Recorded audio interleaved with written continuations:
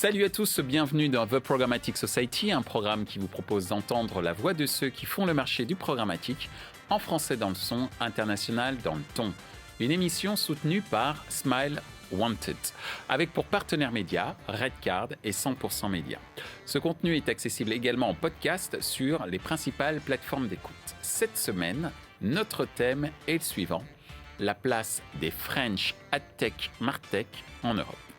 Le marché de la publicité en ligne a atteint près de 8 milliards d'euros en 2021 et on considère que plus de 40% des dépenses publicitaires à travers le monde sont désormais associées au digital. Alors, en pleine croissance, le marché de la tech et du martech a de quoi attirer les entrepreneurs les plus innovants. À l'instar de Criteo, entreprise française spécialisée dans le retargeting et cotée en bourse depuis 2013, les adtech françaises souhaitent désormais se placer sur la scène européenne, voire même internationale. Afin de mieux comprendre les enjeux auxquels doivent faire face ces startups françaises, nous demanderons à nos invités pourquoi la plupart des adtech françaises doivent se développer en Europe. Être une French AdTech, est-ce un frein ou un accélérateur pour s'exporter en Europe? Comment nos invités voient-ils les AdTech françaises évoluer dans un futur proche sur le marché international? Pour en discuter, Gary Habitant de Smile Wanted, Hakim Bellour de Eulerian, Antoine Clément de Didomi. Bonjour à tous, bienvenue dans The Programmatic Society. Aujourd'hui, un sujet moins opérationnel, mais ultra stratégique, à savoir la place des French AdTech, ou Martech, sur le marché européen. Et pour ça, trois invités qui sont autour de moi. Bonjour Gary. Bonjour Michel. Bonjour Antoine. Bonjour Michel. Bonjour Hakim. Bonjour Michel. Et Antoine et Hakim, c'est la première fois que vous venez sur le plateau de The Programmatic Society, donc... bienvenue, un sacré baptême du feu sur ce sujet très stratégique. Et on va commencer directement avec toi, Gary, qui est un habitué du plateau. C'est vrai.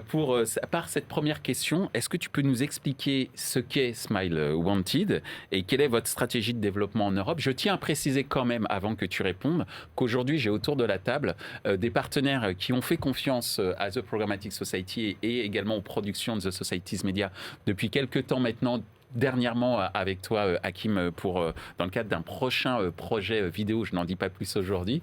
Mais en tous les cas, c'était la manière pour nous de vous remercier, de mettre en lumière vos activités en plein développement donc sur le marché européen. Et c'est le moyen aussi pour moi de vous dire encore une fois, merci pour votre soutien. Donc, Gary, je réexplique. Donc, est-ce que tu peux nous expliquer ce qu'est Smile Wanted et quelle est la stratégie de développement en Europe de Smile Wanted? Oui, tout à fait. Donc, pour résumer, Smile Wanted, on est une technologie publicitaire qui va permettre de garantir de la visibilité et de l'engagement sur les publicités online, sur n'importe quel site et à une échelle internationale. Aujourd'hui, le business de Smile Wanted est divisé en deux. 50% est généré sur l'international, 50% des revenus, 50% en France. Le développement international continue fortement et en 2022, on espère dépasser fortement le business sur plusieurs pays, des nouveaux pays et des nouveaux continents. Pour ce faire, la stratégie de Smile Wanted à l'international va reposer sur plusieurs points. Depuis le début, Smile Wanted a été créé sur une technologie hyper scalable, sur une infrastructure technologique qui permet de développer rapidement le business en permettant d'intégrer des nouveaux partenaires médias, que ce soit en France et des médias internationaux, de façon très rapide. Donc ça, c'est le premier point. Deuxième point, notre business lui-même est orienté programmatique. Et la programmatique, on le sait très bien, et on est dans l'émission Programmatic Society, que c'est un secteur d'activité qui se développe très rapidement. On appelle ça du short sales. On peut faire du business très rapidement. Donc ça, c'est le deuxième positionnement qu'on a et qui nous permet de faire beaucoup de business à l'international. Troisièmement, c'est aussi les nouvelles solutions qu'on a développées récemment, pendant le Covid d'ailleurs. On a profité du temps pour lancer des solutions comme le Bidder, qui est aujourd'hui en fait reconnu à l'international par des certifications internationales, et ce qui nous permet en fait d'être référencés sur des plateformes. Et aujourd'hui, on a des appels de médias internationaux qui veulent travailler avec nous. Et un autre point qui est intéressant, c'est que jusqu'à présent, on n'a pas pris le parti pris d'avoir des bureaux physiques en Europe ou à l'international. Au contraire, notre force, elle reste à Paris. On se mélange aussi bien avec les développeurs que les équipes sales qui parlent de plus en plus de langues pour développer à l'international. Et c'est vrai que la période qu'on a vécue nous a démontré que les visioconférences et tout ce qui est télétravail marchait très bien, d'ailleurs, pour faire du business international. Merci Gary. Alors si j'ai bien compris, pour pouvoir s'étendre en Europe, il faut avoir des fonctionnalités qui sont déjà pensées à l'international, faire partie d'un marché qui est scalable, c'est-à-dire qui est scalable à l'international, et c'est le cas du marché publicitaire programmatique. Également, essayer de penser des nouvelles fonctionnalités qui soient, dès le départ, pensées, j'allais dire, internationales, via les nouveaux bidders, les bidders que tu as mis en place, dont tu parlais tout à l'heure. Et également le fait qu'aujourd'hui, pouvoir développer l'international ne nécessite pas forcément de pouvoir d'avoir des bureaux physiques, j'allais dire, dans différents pays. Alors on parle de l'international, mais c'est vrai que nous on s'intéresse beaucoup à l'Europe aujourd'hui, et qu'aujourd'hui depuis Paris on peut tout à fait gérer l'Espagne, l'Italie et d'autres pays européens. Merci Gary pour toutes ces précisions.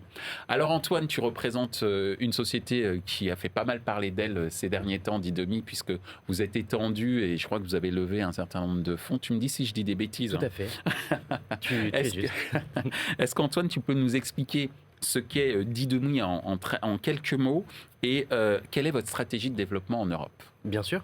Alors, Didomi, c'est pas une adtech à proprement parler. On est sur un secteur qui gravite, mais qui est autour, mais qui est très lié à la tech, puisqu'on est dans la privacy tech. C'est-à-dire qu'on va collecter les consentements nécessaires à la tech pour utiliser les données des utilisateurs pour faire de la pub plus ciblée, par exemple. Donc, Didomi, on a démarré il y a maintenant 4 ans, on est 160 personnes. Pas mal en 4 ans. Exactement, oui. On a profité du Covid pour beaucoup se développer. On a multiplié les effectifs par 4 depuis le début du Covid. D'accord. On a ouvert beaucoup de nouveaux marchés. Donc, je rejoins Gary sur le fait qu'on n'a pas besoin d'avoir de bureaux physiques forcément dans tous les pays. On a une culture remote qui est très présente chez Didomi avec des équipes un petit peu partout dans le monde. Donc je dis remote, c'est télétravail pour ceux qui n'auraient pas notre jargon. Avec donc une partie des équipes aux États-Unis, une autre partie de l'équipe en Europe. On a fait le choix quand même d'ouvrir des bureaux physiques en Espagne, à Londres, en Allemagne. Mais on a aussi des équipes qui vont attaquer les marchés italiens, nordiques, etc. Je pense que la composante qui est importante, c'est vraiment d'avoir des natifs du pays. Pour connaître les codes, et être capable de parler la même langue que la personne. C'est parce qu'il manque en France des personnes qui parlent de différentes langues et qui sont de différents pays européens ou d'ailleurs. On ne fait pas des affaires de la même manière en France qu'en Espagne, que dans les Nordiques. On n'a pas les mêmes relations avec les gens, oui. Merci beaucoup Antoine. Hakim aussi, tu fais parler beaucoup de toi en ce moment. Bon, on essaye d'y contribuer un peu. Oui. Mais est-ce que tu peux nous présenter en quelques mots ce qu'est Eulerian et nous parler de votre stratégie de développement en Europe? On a bien vu qu'il y a des stratégies assez similaires entre SmileWanted et Didomi, notamment dans le recrutement du personnel et puis cette multiplication par 4 du côté de Didomi, sans pour cela qu'il y ait des frais incroyables, notamment en termes de dépenses fonctionnelles de bureau. Comment ça se passe pour toi? Alors nous déjà, comparé à SmileWanted et Didomi, on est sur le marché depuis beaucoup plus longtemps. Donc Eulerian, c'est une PME française fondée par 2 ingénieurs, donc Guillaume Fougny et Mathieu Jondet, qui sont toujours à la tête de la société. Donc la société a été fondée en 2003, 5 ans de recherche et développement, du développement sur du crédit impôt recherche et une mise en marché en 2008. Donc Eulerian, on propose une suite technologique et fonctionnelle qui repose, on va dire, sur un socle de collecte exhaustif. Et sur la base de cette collecte de données exhaustive, qui est à la fois digitale et offline, on va offrir plusieurs modalités d'utilisation de cette donnée. La plus historique et la plus marquée chez Eulerian, c'est l'attribution. C'est sur cette thématique qu'on nous connaît bien et qu'on a, on va dire, une forte réputation. Donc on propose un outil de mesure de la performance média. L'autre modalité d'usage de la donnée collectée, c'est tout ce qui est lié à l'analytics, donc l'analyse de la performance produit par exemple. Et le troisième volet, c'est l'activation, puisque cette donnée collectée pour les annonceurs peut être activée vers des Smile Wanted par exemple, ou d'autres solutions nécessitant d'avoir des signaux venant des annonceurs.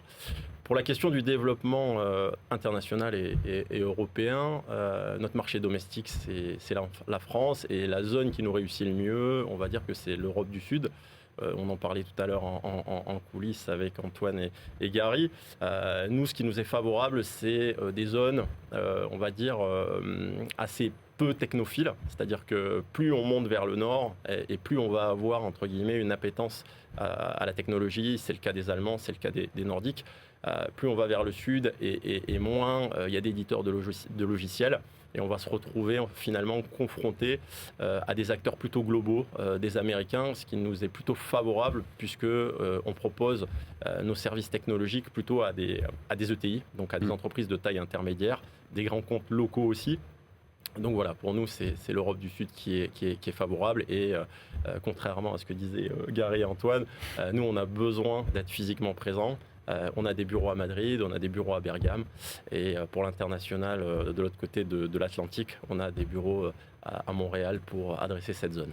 Merci Hakim. Alors on a compris qu'il y a une opportunité en tout cas pour les French AdTech, Martech, pour se développer au niveau européen et international. D'un point de vue, j'allais dire, technologique, une opportunité en termes de création des différents outils que vous proposez pour qu'ils soient dès le départ internationaux, comme je l'ai dit tout à l'heure. Et puis aussi, et tu l'as dit Antoine, et ça a été, j'allais dire, renforcé ou en tout cas confirmé par Hakim, cette dimension culturelle qui fait que, par exemple, dans les pays latins, et notamment en Italie ou en Espagne, on a certainement besoin de gens sur place pour pouvoir opérer, même si il est très facile de trouver des gens parlant italien ou espagnol à Paris, et que, comme Gary, on peut également, dans un premier temps, se lancer sur l'Europe à travers un headquarter qui est 100% parisien.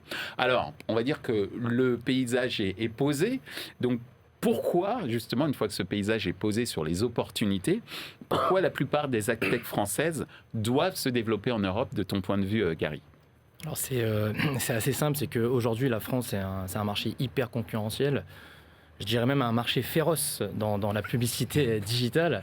Lorsqu'on se lance dans ce marché, on est directement face à des très très grosses boîtes internationales, comme les GAFA. C'est pas le sujet aujourd'hui, mais d'autres boîtes qui arrivent avec des fonds, des très gros fonds, des très gros moyens, des boîtes qui viennent d'Europe, des boîtes qui viennent des États-Unis pour conquérir la France. Et nous, bon, c'est notre pays natif, mais on va essayer de faire pareil qu'eux, on va aller dans leur pays, dans l'autre sens. Il est à noter qu'aujourd'hui, le marché de la publicité digitale, bon, on sait très bien que 95% des revenus sont régis par les GAFAM. Et les 5% qui restent, il faut savoir que dans le marché, l'écosystème, on est 25 000 AdTech à se partager la petite part de gâteau de 5%. Donc il faut trouver des moyens de développement rapides qui sont des développements comme des développements sur l'Europe ou à l'international. Comme disait Hakim, qui disait que plus on descendait vers le sud, plus il y avait d'opportunités business, et que c'est en fait cette opportunité-là qui s'offre aux AdTech françaises, en fait, AdTech et Martech françaises. Exactement. Après, il y a le choix des pays. Où est-ce qu'on va ? Donc ça, c'est la première question qu'on se pose. Est-ce qu'on y va par opportunité ou est-ce qu'on y va par stratégie ? Nous, on a pris le choix d'aller par opportunité business parce qu'on est encore sur une technologie ultra scalable. Où il y a de la demande, potentiellement notre solution peut fonctionner. Et aujourd'hui, on essaie de faire de façon différente de nos concurrents. On ne va pas aller que sur des marchés hyper développés. On va plutôt aller viser des marchés qui sont en croissance ou qui sont encore peu développés, comme l'Inde, comme le Brésil ou comme des pays de l'Afrique, avec qui on commence à avoir des revenus de plus en plus conséquents. Également, la volonté d'aller sur l'Europe et voir l'international, c'est aussi qu'aujourd'hui, il y a de plus en plus d'annonceurs globaux. Pour ne citer des exemples, des Deliveroo, des Just Eat, des Amazon, etc., qui aujourd'hui, il est important de pouvoir les accompagner à une échelle internationale ou européenne. Et pour cela, il faut avoir les solutions et les moyens à disposition pour pouvoir les accompagner. Un dernier point qui est important, c'est que aujourd'hui, dans le marché de la tech, il y a deux possibilités. Soit on reste petit et on a de fortes chances de se faire racheter, soit on devient très gros. Et dans ces cas-là, on peut continuer un déploiement international. La pire position pour une start-up ou une AdTech, c'est d'être au milieu. Pourquoi ? Parce qu'en fait, les frais, les charges deviennent très importantes quand on est une boîte middle et qu'à la moindre modification de la conjoncture, on peut vite être en manque de cash et ça peut être dangereux. Donc nous, on a pris le parti pris cette année de devenir plutôt gros et ne pas rester petit. Très bien, Gary. Merci beaucoup parce que ça nous permet effectivement de comprendre les enjeux. 5% sur 25 000 acteurs sur 5% du gâteau, mais c'est quand même, c'est un 5%, c'est un très très gros gâteau quand même. Et c'est pour ça qu'effectivement la publicité digitale prend de plus en plus de place dans l'ensemble de l'industrie publicitaire. Mais c'était très important de guider également ceux qui nous écoutent sur la place qu'ils doivent prendre s'ils veulent pouvoir pérenniser leur business à l'international. Merci Gary. Antoine, qu'est-ce que ça t'inspire tout ça et cette observation qu'a faite Gary, mais également celle que tu peux faire toi également du côté de Didomi, puisque d'une part, effectivement, comme tu l'as dit, tu es un outil qui aide un certain nombre d'éditeurs à pouvoir, et d'autres acteurs, à pouvoir exister, j'allais dire, dans le monde publicitaire et marketing, d'un point de vue légal notamment. Pourquoi, de ton point de vue et de ton observation, les adtech françaises doivent se développer en Europe ? Alors je vais rejoindre Gary sur le fait que le client est un petit peu partout en Europe. On peut travailler avec une très grosse entreprise française cotée au CAC 40. Très souvent, elle va avoir des relais locaux en Allemagne, en Italie, en Pologne, etc. Ils aiment le contact humain, ces gens-là. Ils ont, même si la vertu de la tech, c'est quand même de centraliser, d'avoir des plateformes qui vont centraliser les campagnes, ces entreprises-là ont un mode assez décentralisé. Ils vont chercher des relais locaux avec leurs partenaires technologiques, c'est une relation qui est importante pour eux. Ça, je dirais que c'est important du coup d'être capable de mailler un petit peu l'Europe. La deuxième raison, c'est pour une histoire de coût aussi. En général, quand on est en France, si on veut se développer, c'est soit l'Europe, soit les États-Unis. Les autres marchés sont quand même assez compliqués. Se développer en Italie, en Espagne, ça coûte beaucoup moins cher que de se développer aux États-Unis, où ça représente un très gros investissement, pas à la portée de toutes les bourses. Et enfin, la troisième raison, c'est peut-être le sujet que je maîtrise le mieux, c'est à cause ou grâce au RGPD, qui a vraiment bousculé les codes en 2018. Ça a été un appel d'air un peu business ? Appel d'air et tremblement de terre en même temps, je pense, dans la manière, dans tous les process d'entreprise. Mais je pense qu'il y a eu beaucoup de bonnes choses qui ont découlé du RGPD, notamment le fait d'harmoniser les réglementations. C'est-à-dire qu'aujourd'hui, je vais développer une solution d'adtech en France.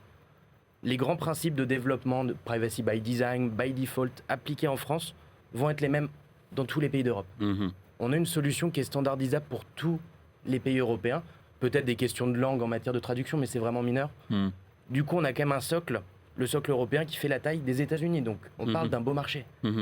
Donc, moi, je pense que c'est une formidable opportunité pour la tech, le RGPD, parce qu'en plus, c'est le texte légal le plus en avance dans le monde.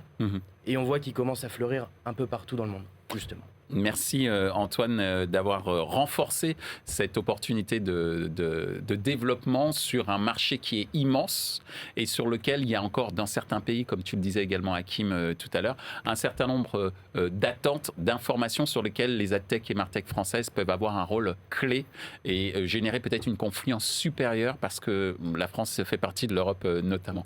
Merci Antoine. Alors Hakim, justement, toi qui as, j'allais dire, une expérience longue de par l'âge de l'Erian et de par également votre expérience assez longue sur l'expansion en Europe, entre autres, et tu parlais aussi du Canada. Pourquoi la plupart des adtech françaises doivent se développer en Europe ? Alors, déjà, je rejoins Antoine et Gary sur leur constat et je vais pas reprendre leurs arguments parce qu'ils sont évidents. La nécessité de prendre des parts de marché, de s'émanciper en dehors de ses frontières, c'est fondamental. Je voudrais insister plutôt sur un point qui est les alternatives technologiques. C'est important de rayonner en dehors de son marché domestique et d'essayer, on va dire, d'implanter ces technologies en dehors, on va dire, de ces frontières pour pouvoir proposer, on va dire, des alternatives à des acteurs globaux. Gary le disait très justement, on est face à des mastodontes qui arrivent avec des levées de fonds, on va dire, totalement, vraiment énorme. Donc il faut pouvoir être compétitif face à ces acteurs-là et en effet pouvoir sortir de ces frontières et aller sur des marchés où la concurrence est peut-être un peu moins importante pour proposer ces services, c'est fondamental. Et puis après, il y a la question de la souveraineté. C'est un sujet du moment. En effet, essayer de proposer des alternatives qui soient corrélé, on va dire, avec un certain nombre de règles locales. On le voit de plus en plus. Nous, on est présent sur le marché nord-américain.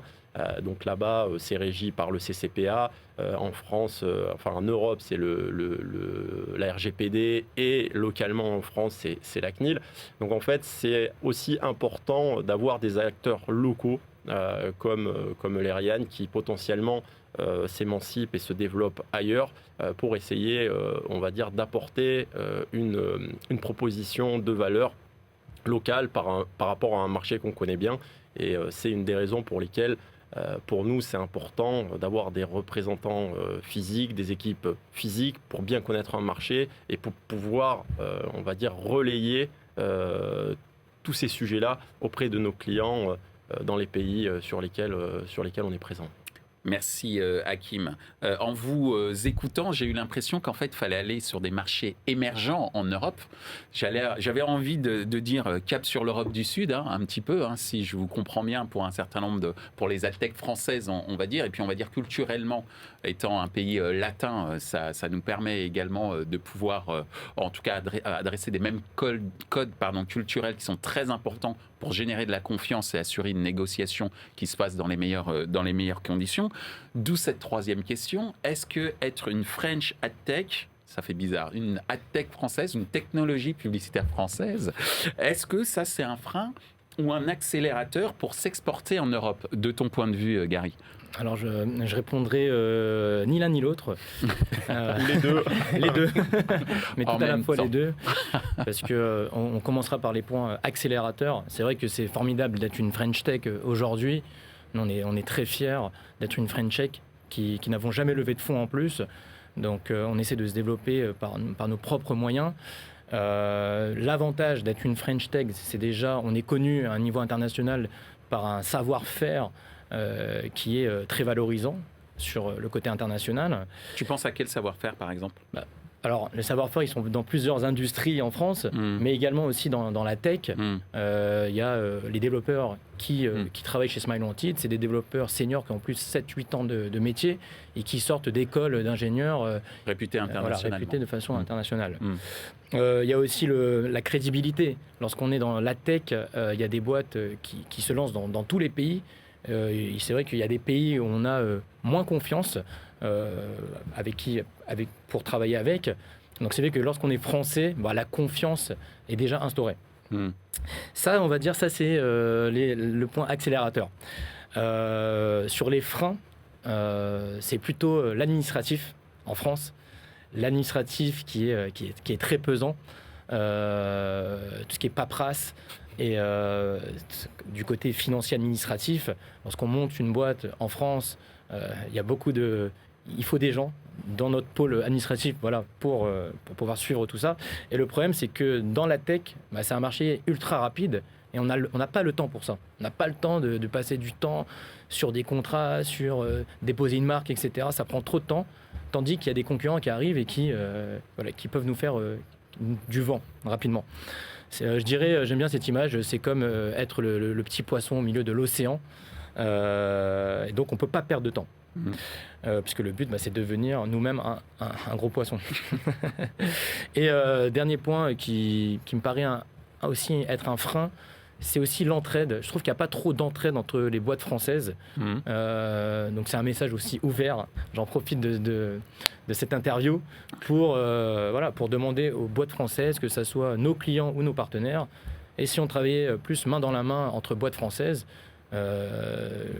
soyons soudés pour essayer de développer notre business à l'international tous ensemble. Donc par exemple, je suis une NATTECH française, qu'une agence française internationale puisse faciliter mon business pour l'expansion européenne, par exemple. Exactement. D'accord. C'est très très clair. Merci pour cet appel et nous on va le on va le démultiplier par la caisse de résonance de nos réseaux sociaux. Super. Voilà. Merci Gary. Alors de ton point de vue Antoine, être une French AdTech, est-ce que c'est un frein ou un accélérateur pour s'exporter en Europe? Moi j'aurais tendance à dire que c'est un accélérateur. La France, c'est probablement le plus beau pays du monde pour entreprendre. Donc oui, il y a un petit peu de paperasse, Gary, c'est sûr. Mais à côté de ça, je pense qu'il y a énormément d'avantages en termes de protection des salariés, d'aide au développement pour l'innovation, avec la BPI qui est très active. Et l'échec n'est pas une fatalité en France. On peut travailler sur un projet d'AdTech, échouer. On ne va pas se retrouver à dormir sous des ponts du jour au lendemain. La France a un gage de sérieux, comme tu le disais.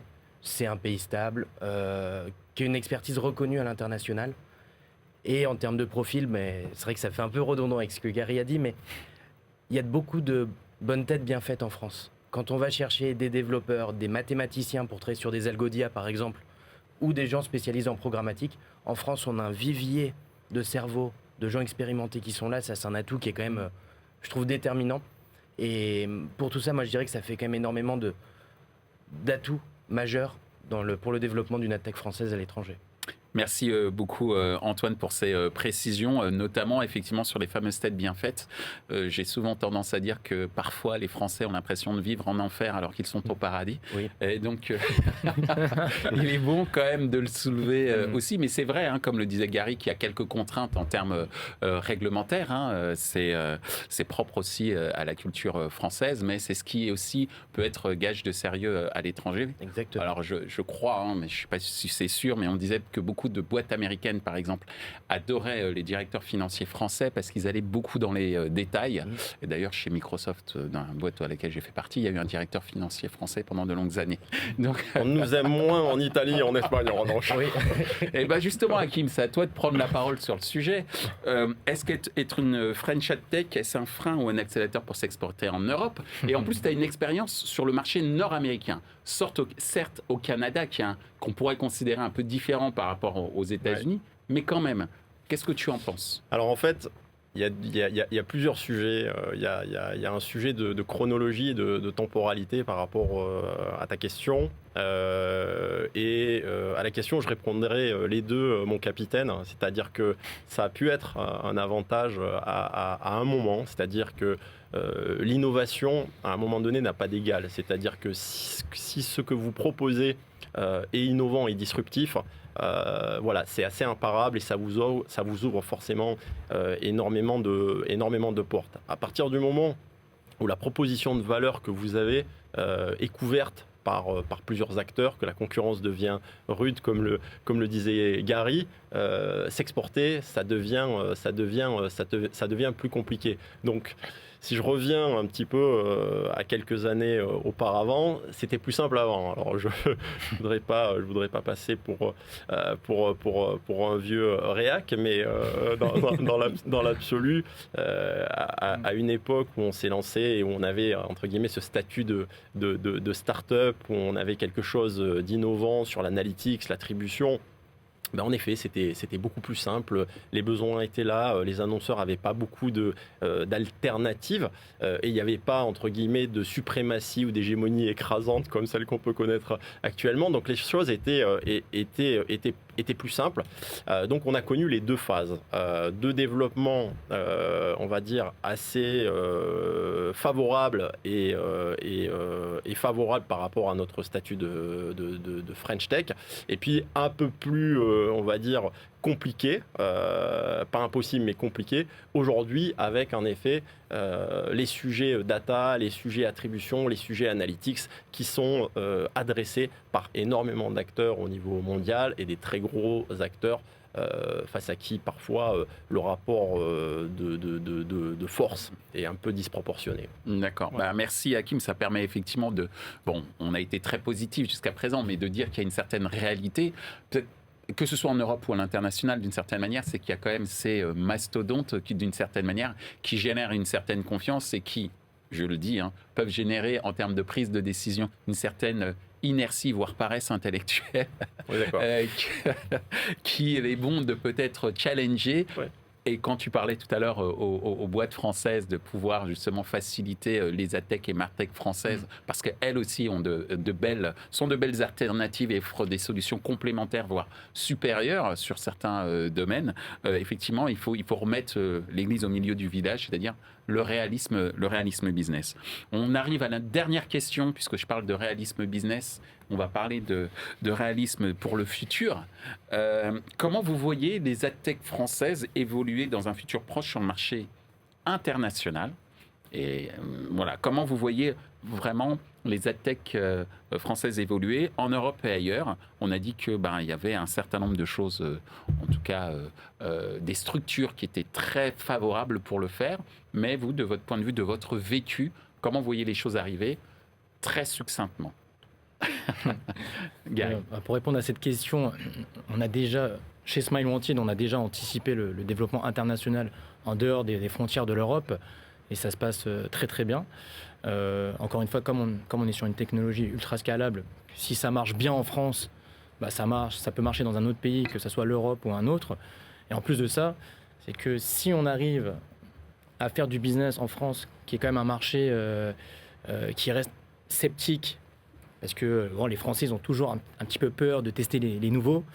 Donc si on arrive à percer ce marché français, nous on part du principe que ça sera plus facile de développer l'international. Et c'est ce qu'on a déjà anticipé il y a à peu près 2 ans, le développement international, que ce soit en Europe ou à l'international. Le seul petit frein sur l'international en dehors de l'Europe, c'est les coûts. Il faut beaucoup de sous pour pouvoir s'exporter à l'international. Parce que les salaires, par exemple aux États-Unis, sont x4, x5, x10 par rapport aux salaires français. Donc il faut être pareil, il faut être armé pour attaquer ces marchés comme les États-Unis par exemple. Merci Gary. De ton côté, Antoine, comment tu vois évoluer les AdTech françaises dans un futur proche sur le marché international, en Europe et ailleurs ? Je suis plutôt très optimiste. J'ai l'impression que depuis, ça va faire une dizaine d'années que je suis dans le monde de la tech, du MarTech. Je vois qu'au fil des années, les entreprises françaises s'exportent de mieux en mieux, et de plus en plus tôt surtout. Maintenant, c'est vraiment dans leur ADN. Donc ça, je pense que la barrière de la langue a vraiment été cassée maintenant dans l'entreprise. Puis bon, les Anglais, pardon. Les Français ont fait quelques progrès en anglais également. Exactement, je pensais à ça. Depuis le temps. Et donc ça, je pense que ça va être quelque chose d'assez déterminant dans l'avenir de la tech française sur la scène internationale. Et en plus, on a quand même des pôles d'excellence, encore une fois. On a de très belles réussites en France, qu'on voit par exemple l'Ariane, qui est extrêmement précurseur sur son temps. On a beaucoup de très belles réussites comme ça. Donc j'aurais tendance à dire, il ne faut pas se poser trop de questions. L'international vient à nous de manière assez opportuniste en général. On commence à avoir des demandes qui viennent d'un peu partout dans le monde. Il faut les prendre avec le sourire, voir ce que ça peut donner, voir si les marchés, on peut avoir une traction sur ces marchés-là. Mais je suis très optimiste par rapport à ça. Merci Antoine. Hakim, le mot de la fin, presque de la fin, parce que nous avons notre petit jeu juste après. Alors le mot de la fin, alors je rejoins Gary et Antoine. Pour moi, on va dire l'élément déterminant va être l'innovation. On a des chefs de file français comme Content Square, Miracle, qui se sont hissés au niveau international, on va dire de façon assez impressionnante. Donc on voit bien la différenciation et la place qu'ont pu prendre ces sociétés sur leur secteur. Donc voilà, donc je le disais précédemment, pour moi c'est l'innovation. On parlait des ressources et des compétences françaises. En effet, nos ingénieurs sont parmi les plus reconnus au monde. On est créatif, on est ingénieux, on sait servir l'innovation, on fait des technologies qui sont extrêmement robustes et aujourd'hui on a des sociétés françaises qui nous ont montré que c'était possible de s'émanciper et de façon massive à l'international. Donc voilà, je suis également très optimiste sur ce que l'avenir réserve à la French Tech française. Eh bien, en tous les cas, merci messieurs pour nous avoir éclairés et nous avoir aussi donné des tips pour tous les petits entrepreneurs en herbe qui nous regardent, parce que nous avons beaucoup d'étudiants qui nous regardent également et je vous remercie.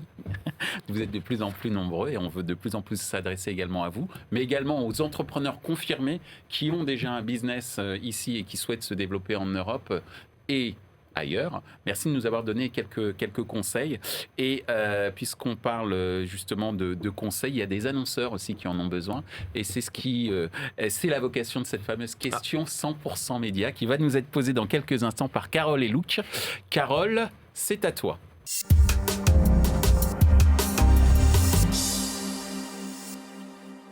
Bonjour. La French Tech, l'IAB, France Digital, BPI France, Cap Digital. On a la chance en France d'avoir presque autant de structures d'accompagnement que d'AdTech finalement. Mais dites-moi, vous sentez-vous accompagné? Merci. Alors, question de Carole, qui rejoint un petit peu ce que tu évoquais tout à l'heure, Gary. Est-ce que tu penses qu'en France, on est bien accompagné par l'ensemble des entités, qu'elles soient associatives ou même gouvernementales, voire même privées, pour justement se développer à l'international? Top chrono. Comme l'a très bien dit Carole, il y a énormément d'organismes aujourd'hui qui sont là pour aider les startups. Par contre, nous, on prend l'exemple de Smile Wanted, on n'a jamais activé aucune de ces aides. Pourquoi? Parce qu'on n'a pas eu le temps, encore une fois. On revient un petit peu sur l'administratif, le côté qui prend du temps, la paperasse. Mais c'est vrai qu'on aurait dû s'y pencher peut-être avant. Mais bon, maintenant qu'on est lancé, on reste indépendant et on essaye de grossir sans ces aides. Bien, tu fais ça en 30 secondes. Parfait. Donc, Smile Wanted souffrirait de phobie administrative?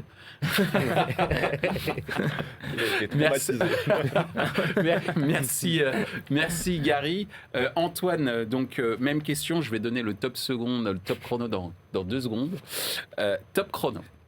De mon côté, je dirais qu'on n'est vraiment pas dans une logique d'assistanat, c'est-à-dire qu'en effet, il y a énormément d'associations interprofessionnelles sur lesquelles on peut s'appuyer.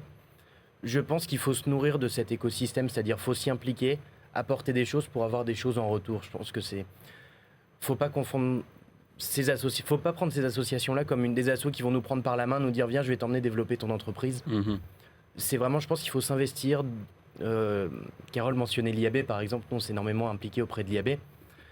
Ça nous a permis d'avoir des choses en retour, de faciliter notre compréhension sur des sujets un peu épineux, assez sensibles. Donc c'est vraiment du donnant-donnant, je pense.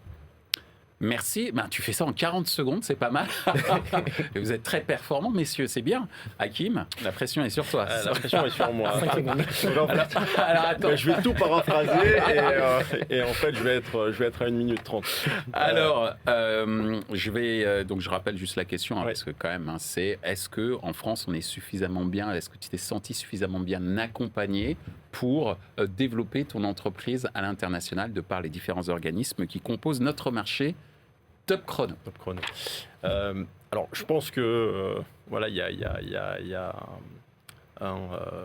une existence de pas mal de relais disponibles qu'il faut aller chercher. Nous, on n'a pas forcément fait cette démarche d'aller chercher, on va dire, ces différentes organisations qui peuvent vous aider, on va dire, à benchmarker un marché, à faire une étude sur un marché en particulier, regarder si votre technologie pourrait être pertinente, quelle part de marché vous pourriez espérer conquérir, etc. Donc, c'est des choses qu'on a fait partiellement quand on s'est lancé sur le Canada. Donc, je pense qu'en effet, les aides existent. Maintenant, c'est pas qu'on se sent pas, c'est que on n'est pas allé les chercher, ces aides-là. Elles existent et comme le disait Antoine, on s'est plutôt tourné vers des organismes type IAB, etc. pour essayer de craquer un certain nombre de questions épineuses plutôt que d'aller chercher, on va dire, du support administratif. Voilà. Et c'est très clair. Tu n'as rien paraphrasé, tu as juste précisé. Formidable. En 60 secondes, c'est parfait. Bon, en tout cas, merci beaucoup Hakim. Ouais, 2 fois.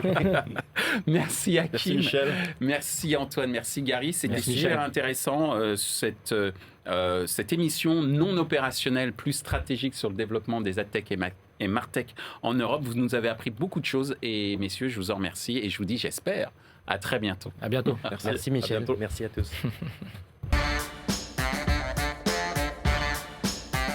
Ainsi s'achève ce débat autour de la place des French AdTech et MarTech en Europe. Ce contenu est accessible en podcast sur les principales plateformes d'écoute. Merci à Smile Wanted pour leur soutien, ainsi qu'à nos partenaires médias, Redcard et 100% Média. Merci à l'ensemble des équipes d'Altis Media pour la réalisation de ce programme. Post-production, traduction et sous-titrage par Uptown.